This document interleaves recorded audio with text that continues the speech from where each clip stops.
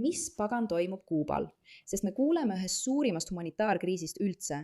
Me näeme seda Trumpi blokaadi ja sanktsioone nende vastu ning arutelusid mingist kokkuleppest. Aga mida me tegelikult ei mõista, on see, mis päriselt toimub.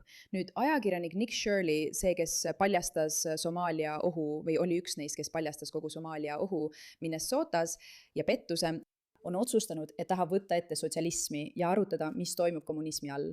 Sest mingil kummalisel põhjusel arvavad noored ameeriklased, et see on kõige geniaalsem lahendus kõigele. Neil on kogu aeg öeldud, et nad peaksid valitsust vihkama, sest valitsus on nii ohtlik. Aga kui asi puudutab kõike sinu elus, siis miks mitte neid usaldada? Ja ilmselgelt on see lihtsalt uskumatult rumal igaühe jaoks, kellel on mingigi arusaam ajaloost. Vaadake, mida kommunism on ajaloos teinud, kui palju inimesi see on tapnud ja see on üsna iseenesestmõistetav. Aga probleem on selles, et Kuubast ega teistest kommunistliku kontrolli all olevatest riikidest ei tule tegelikult midagi välja. Ja just sellepärast tegi Nick Shirley midagi uskumatult julget, kui ta läks Kuubasse, et proovida seda dokumenteerida. Aga tema lugu on natuke hullumeelne, sest see ei läinud sugugi nii hästi, kui oleks võinud arvata. Üllatus, üllatus, Kuuba valitsus polnud sugugi vaimustuses sellest, et noor ajakirjanik tuli dokumenteerima, mis seal tegelikult toimub. Olgu sõltuvalt. Sõltuvalt sellest, millal see välja tuleb või kas üldse tuleb, oleneb praegu. Kuuba luure poolt teavitatud siin Havannas, Kuubal. Ma tulin siia. Ma olen juba ammu tahtnud teha videot elust ja kommunismist ning näidata inimestele, milline on kommunism näiteks sellises kohas nagu Kuuba. Tulin siia, et seda videot teha. Ja kui inimesed mõtlevad kommunismile, siis tavaliselt mõtlevad nad lihtsalt sellele, kuidas kommunism peaks kõik võrdsustama, olgu see siis kellegi teenitab raha või toidu jagamine. Ja kuidas turge siis valitsus kontrollib. Kuid midagi, millele inimesed ei mõtle, kaasa arvatud mina ise, on see, et kommunismis ei ole neil sõnavabadust. Neil ei ole ajakirjandusvabadust. Ja seetõttu tahavad nad olla kindlad, et kõik, mis nende riigi kohta avaldatakse või maailmas levib, on filtreeritud või tsenseeritud. Nii et siin Kuubal, kohe kui ma Kuubale saabusin, tegin ma kõik, mida on vaja teha Kuubale tulekuks. Kõik vajalikud dokumendid, mis on vajalikud Kuubale tulekuks. Praegu on Kuubal suur probleem. See on suurim humanitaarkriis, mis teil on olnud võib-olla viimase 50 aasta jooksul. Ja siin ei ole naftat ega gaasi tänu blokaadile, mis kehtestati pärast seda, kui Trump ja Ameerika Ühendriigid võtsid võimu ja vangistasid Maduro. Kas mäletate, kui ta vangistas Maduro ja kogu maailm sattus paanikasse? Igatahes, lihtsalt meeldetuletuseks, et inimesed arutavad praegu tõsiselt. Kas Trump kuulutab välja kaubanduslepingu Kuubaga? Kas see probleem lahendatakse? Kuidas see lahendatakse? Milline see välja hakkab nägema? Kuuba on väga problemaatiline mitmel põhjusel, mida inimesed ei teadvusta ja selle kohta võid Krokilt küsida. Aga suhted on praegu väga pingelised, eriti seetõttu, et Kuuba kui kommunistlik riik mõistab ja tegutseb väga palju Ameerika Ühendriikide vaenlaste, nagu Venemaa, Hiina ja Iraani huvides. Ja nad on liidus isegi terroristlike rühmitustega. Nii et osa Maduro kinnipüüdmise soovist oli ilmselgelt seotud sooviga muuta naftatarnete olukorda. Ja me oleme sellest lõputult rääkinud, kui uskumatult keeruline on naftalugu ja mida see tähendab. Aga see on ka osa sellest uuest missioonist, et öelda, et need hullumeelsed inimesed, kes toetavad kohutavaid ideoloogiaid, ei saa lihtsalt lasta neil jätkata nii, nagu nad praegu teevad. Tuletan veel kord meelde, et Trump ei ole enam kaua võimul, nii et selle administratsiooni aeg on tõesti väga lühike. Muide, kui kasutad Caltsid, siis kindlasti vajuta Meet Your Code lingile, nagu sa juba tead, kirjelduses. Aga lisaks sellele peab midagi muutuma nendes riikides, mis elavad ikka veel 2026. aastal, nii nagu nad elaksid 1940-ndatel. Ja me kõik elame lihtsalt oma elu tavapäraselt, mõistmata, mis tegelikult toimub. Kas sa suudad tegelikult ette kujutada, et tuled tanklasse ja seal pole enam bensiini ning sind jälitatakse sõna otseses mõttes igal pool, kuhu lähed, nagu oleksid KGB jälgimise all? See on hullumeelne. Nii et Venezuela ei toeta enam Kuubat ei nafta ega gaasiga. Ja see mõjutab samuti. Kõike, mis need sisuliselt on, olgu see siis toit, valgus, elektrikatkestused siin või lihtsalt gaas ise. Siin Kuubal näeb vaeva autosid ringi sõitmes, sest keegi ei jaksa endale isegi liitrit bensiini lubada. See maksab 10. Okei, kuhu ma siis jõuan? Kuhu ma siit edasi liigun? Nii et ma lähen lennujaamas välja, nad konfiskeerivad kõik mu kaamerad, nad võtavad ära mõlemad mu GoPro'd, mu Meta nutiprillid, need ei ole minu Meta prillid, kõik mu mikrofonid. Kuid ainus asi, mida nad ei võta, on mu iPhone'i kaamera. Just sellega ma praegu filmingi.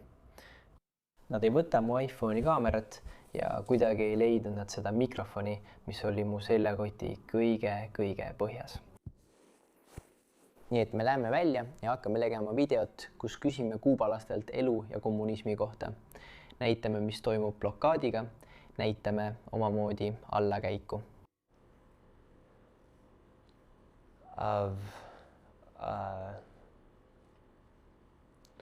Kuuba. Ta näeb nii hirmunud välja. Kas keegi teine märkab midagi? Näiteks kui ebakindel ja hirmunud ta välja näeb, mis ei ole üldse tavaline Nick Shirley, kes tavaliselt läheb inimestele otse näkku. Muide, sellel teemal, see noorte ajakirjanike liikumine, kus inimesed on lihtsalt kohutavad ja sulle näkku ronivad, on tõesti hirmutav. Aga tore on tegelikult näha ajakirjanikku, kuigi ma ei nõustu paljude Nick Shirley seisukohtadega, kes teeb päriselt seda tööd, mida ajakirjanikud peaksid tegema. Lihtsalt teebki seda. See on tore ja värskendav, isegi kui see on hirmutav. Üks hetk, me töötame. Ma tegelen sellega, et see välja saada. Praegu planeerime oma põgenemisteed Kuubalt. Pidin vastama, et kuidagi siit välja saada. Nii et me läheme tänavale ja hakkame seda videot filmima. Näitame inimestele, milline on elu Kuubal praegu, kuidas tänavatel on vaevu ühtegi autot. Huund on sisuliselt lagunemas. Kogu ülikool on hävitatud. Kuuba ülikool. Inimestele pole peaaegu üldse toitu ja toimub massiline vaesus. Ning me küsime inimestelt kommunismi kohta ja selle kohta, milline on elu Kuubal. Kui me tegime ühte intervjuud ühe haigla lähedal, kus haigla ees oli tohutu järjekord, sest siin haiglad sisuliselt ei tööta. Järjekorrad kestavad lõputult. Ja kuna nende haigla ning valitsus kontrollivad haiglat, mõjutab seega elektrivarustust. Praegu teevad kirurgid operatsioone taskulampidega, sest haiglates pole elektrit. Praegu olen ma ainukeses hotelli Savannas, kus on ööpäevaringne elekter, sest see on ainus hotell, millel on selline ligipääs. See onigi põhjus, miks ma selle hotelli broneerisin, sest nende beebileht oli ainus, mis töötas ööpäev läbi. Kõik teised ei töötanud. Seetõttu ma sain selle hotelli. Ja igatahes me filmime seda videot. Ja kui me oleme haigla kõrval, Me näeme, see on lihtsalt nii intensiivne. On nii intensiivne mõelda, kui paljud inimesed elavad niimoodi. Ja maailm on selle suhtes lihtsalt vaikne. Kuidas Trump julges blokaadi kehtestada?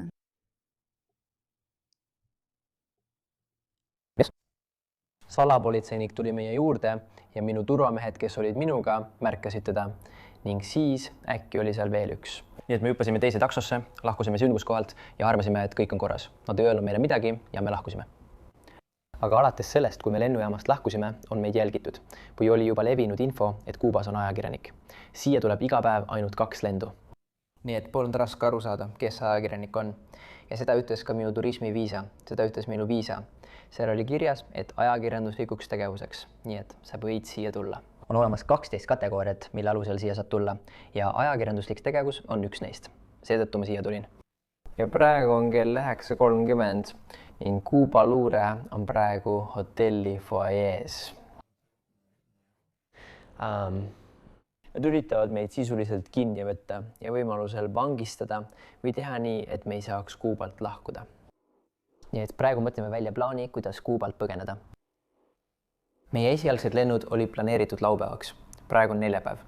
Nii et me lahkume homme hommikul, kui suudame lennujaama jõuda.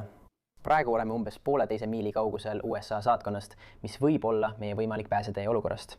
Kui läheme saatkonda, kuid see ei takista kuubalasi meid peatamast enne, kui me saatkonda jõuame.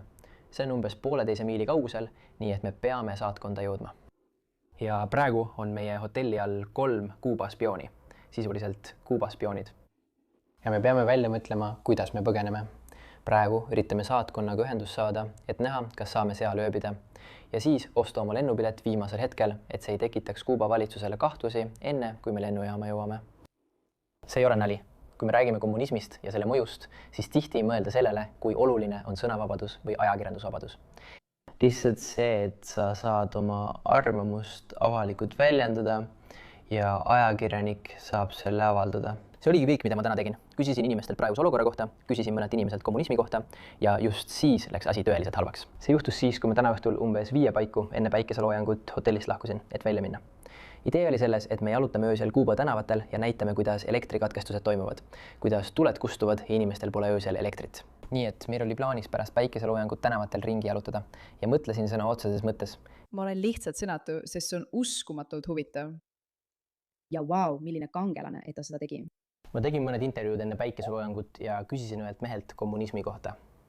Ja siis me saime aru, et Kuuba luure oli hotellis. Sest kohe, kui me välja läksime, intervjueerisin ma seda meest, kelle juurde tuli naine, kui ma hakkasin kommunismist rääkima. Ja ta hakkas tagantpoolt salvestama. Ja me astusime peale ligi ja küsisime, hei, mida sa teed? Ja tema ütles, oh, ma ei tee pilti. Ta väitis, et on telefoni kõnes, aga tema telefon oli kaamera režiimis.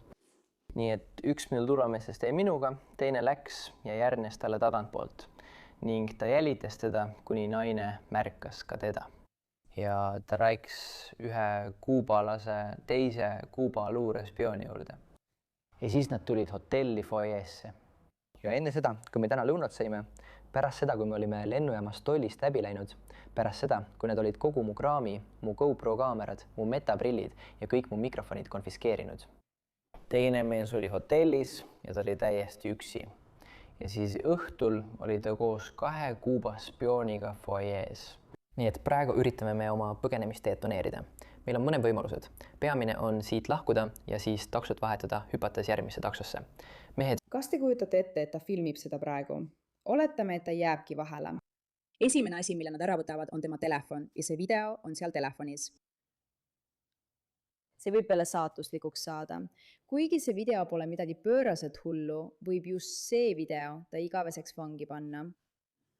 Vau, see nõuab palju julgust. hüppame teise taksosse, et veenduda, et nad meid ei jälita ja siis liigume saatkonda ning saatkonnast edasi meie lennule. Umbes kell 7 hommikul lennujaama jõuame kell 8 hommikul.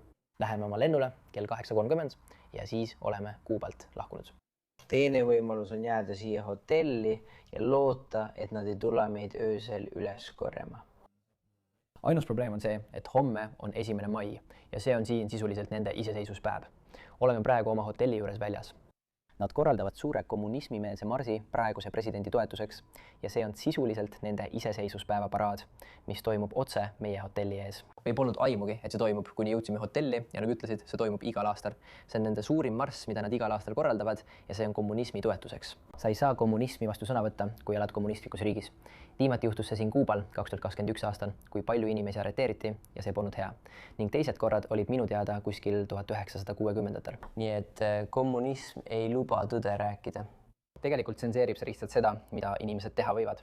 Ja praegu üritatakse mind ja 2 minu turvameest, kes on siin minuga, sõna otseses mõttes röövida ja kinni pidada, et me ei saaks Kuubat lahkuda.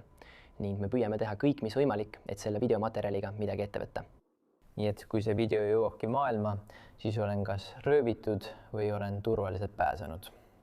Kui see on pärast märtsi, kui see on pärast 1. mai, siis mind ei ole röövitud. Aga kui video on...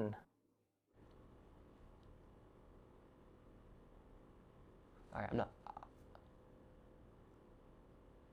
Mind ei röövita, nii et ma ei ütle seda, kuid ma postitan selle video siiski, et näidata teile, millises ohus me praegu oleme. Ja me pääseme Kuubalt välja. Kui on tahe, on ka võimalus. Aga see on praegu see, mida me plaanime ja läbi elame, sest meie hotelli all on päriselt Kuuba spioonid. Me oleme praegu 8. korrusel. See on ilmselt kõige ohtlikum olukord, kus ma kunagi olen olnud. See on ilmselt kõige ohtlikum olukord, kus ma kunagi olen olnud, eriti kui sul pole siin sisuliselt mingit võimu, sest Ameerika Ühendriigid ja Kuuba ei salli üksteist. Siin on olnud embargo alates 1960. aastatest, kus Ameerika Ühendriigid ei ole lubanud teistel ettevõtetel Kuubaga äri teha.